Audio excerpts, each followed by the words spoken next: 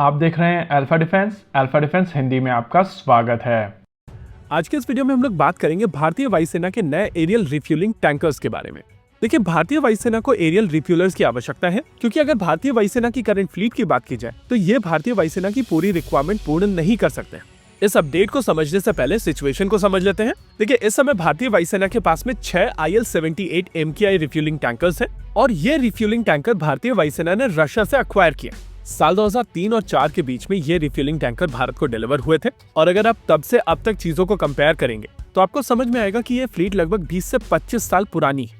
Natural है कि आपको पुरानी फ्लीट को कंटिन्यूअसली अपग्रेड करना पड़ता है और अगर IL-76 और IL-78 की बात की जाए तो ये ऐसे एयरक्राफ्ट हैं जिनको मेंटेन करना काफी कॉस्टली है। इस सिचुएशन की ग्रेविटी को अगर आपको समझना है तो आप दिल्ली एयरपोर्ट जाइए और जब आप एरो सिटी से दिल्ली एयरपोर्ट की तरफ मुड़ते हैं तो आपको वहां पर 3 IL-76 खड़े हुए दिखाई देंगे। ये एयरक्राफ्ट यहाँ पर मॉथबॉल करके खड़े कर दिए गए हैं और ये दिखाता है कि इन एयरक्राफ्ट को मेंटेन करना कितना डिफिकल्ट है। देखिए, ऐसा नहीं है कि भारतीय वायुसेना की तरफ से दूसरे टैंकर्स खरीदने की कोशिश नहीं की गई थी। इसके अलावा केवल 6 एरियल रिफ्यूलिंग टैंकर्स के साथ में भारतीय वायुसेना की पूरी नीड नहीं मीट की जा सकती है और कहीं न कहीं यही कारण है कि लगातार भारतीय वायुसेना की तरफ से ये कोशिश की जाती रही है कि नए एरियल रिफ्यूलिंग टैंकर भारतीय वायुसेना अपने बेड़े में शामिल करे, लेकिन हर बार परेशानी आकर लटकती है कॉस्ट के ऊपर। अगर भारतीय वायुसेना के ऑप्शंस की बात की जाए तो ये एयरबस A330 MRTT और बोइंग के KC-46 पेगासस से मेट की जा सकती है, लेकिन इन एयरक्राफ्ट को लेकर सबसे बड़ी परेशानी है इनकी कॉस्ट, और कॉस्ट केवल एक्विजिशन कॉस्ट नहीं, ऑपरेटिंग कॉस्ट भी। देखिए, इस बात में कोई दो राय नहीं है कि वेस्टर्न प्लेटफॉर्म्स रशियन प्लेटफॉर्म्स की तुलना में बेहतर प्लेटफॉर्म्स है और इनकी मेंटेनेंस कॉस्ट कंपैरेटिवली कम होती है, लेकिन इनिशियल परचेस कॉस्ट इनकी काफी ज्यादा होती है और इसी वजह से अगर आप लाइफ साइकिल कॉस्ट देखें तो मोर और लेस सिमिलर पड़ जाती है। कहीं न कहीं यही कारण है कि चीजें बॉइल डाउन होती है रिलायबिलिटी को लेकर। रशियन प्लेटफॉर्म्स को लेकर भारतीय सेनाओं को सारी डिटेल्स पहले से ही पता है, लेकिन अगर अमेरिकन या फ्रेंच प्लेटफॉर्म की बात की जाए तो उनको लेकर जो डेटा पब्लिकली अवेलेबल है उसके ऊपर पूरी तरीके से भरोसा नहीं किया जा सकता। रिफ्यूलिंग टैंकर जैसी परचेस की अगर बात की जाए तो ये डेकेड्स के लिए होती है और इसी वजह से आप चाहते हैं कि एयरक्राफ्ट को लेकर आपके पास में बिल्कुल सही डेटा हो। पास में भारतीय वायुसेना की तरफ से लगातार कोशिश की जाती रही है कि 6 एरियल रिफ्यूलिंग टैंकर्स को अक्वायर किया जाए, लेकिन इवेंचुअली डिसीजन लिया गया था कि कुछ एरियल रिफ्यूलिंग टैंकर्स को लीज पर लिया जाएगा और इनमें से पहला रिफ्यूलिंग टैंकर भारत आ चुका है।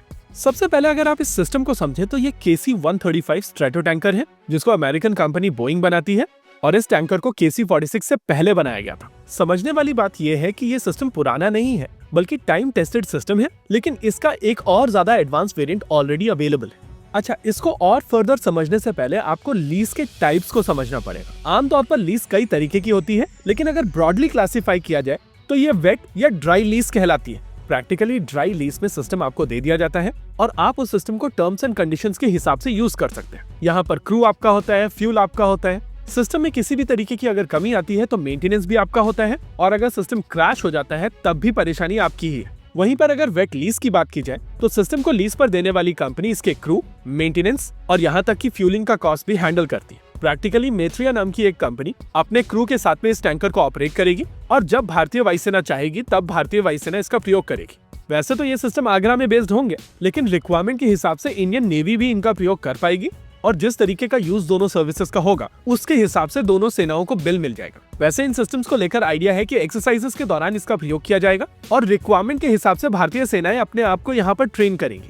देखिए, यहाँ पर यह समझना जरूरी है कि भारतीय वायुसेना के पास में IL-78 MKI जरूर है, लेकिन इन सिस्टम्स को मेंटेन करना काफी कॉस्टली है और इसी वजह से भारतीय वायुसेना इन एयरक्राफ्ट को बहुत ज्यादा यूज नहीं करना चाहती है। प्रैक्टिकली भारतीय वायुसेना इस लीज का प्रयोग करते हुए ट्रेनिंग जैसे मिशंस के दौरान IL-78 MKI के फ्लाइंग आवर्स बचा लेगी और जब तक नए टैंकर्स नहीं आ जाते हैं तब तक ये सिस्टम्स यूज किए जा सकेंगे। इसी के साथ आज के इस वीडियो में रखते हैं केवल इतना ही। वीडियो को अंत तक देखने के लिए धन्यवाद। देखते रहिए अल्फा डिफेंस। जय हिंद।